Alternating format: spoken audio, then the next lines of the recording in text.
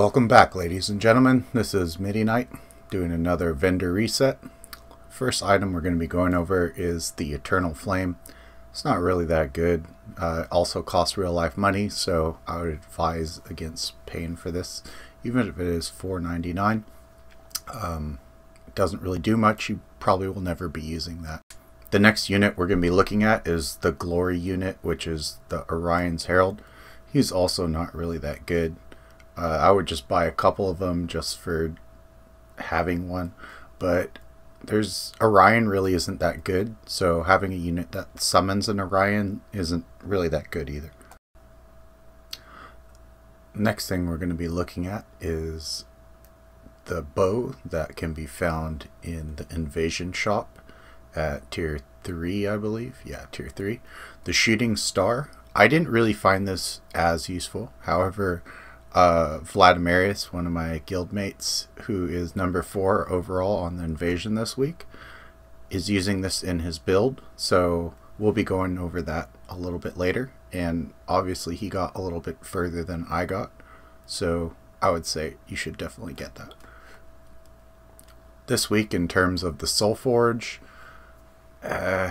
Scorpius isn't really so good. I mean, he's not bad, but pretty average, to be honest.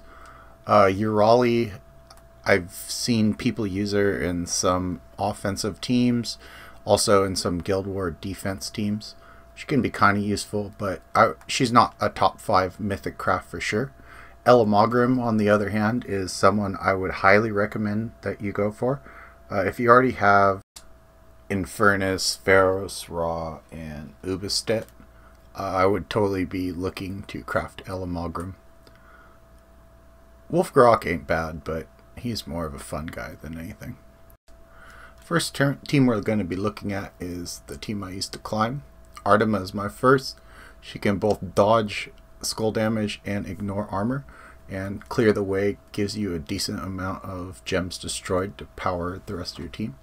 Worldbreaker is your second guy. He also explodes a bunch of gems, does AoE damage, reflects skull damage, and gains a crap load of stats.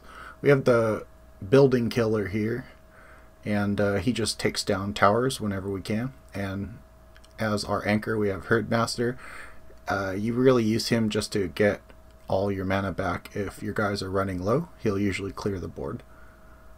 So if you don't have Worldbreaker, I would be using your hero probably as a bard, with the Hope's Crescent. And this third team, the only difference is, like I mentioned earlier, it has Shooting Star. Probably should be also on a bard.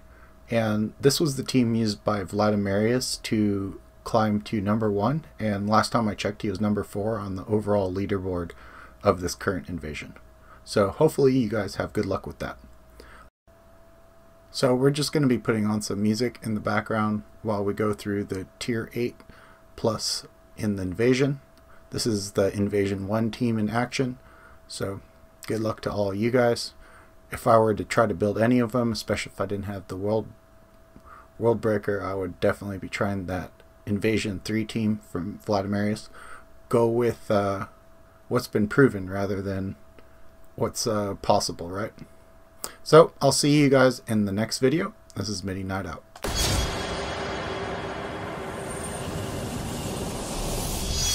The prophecy is upon us.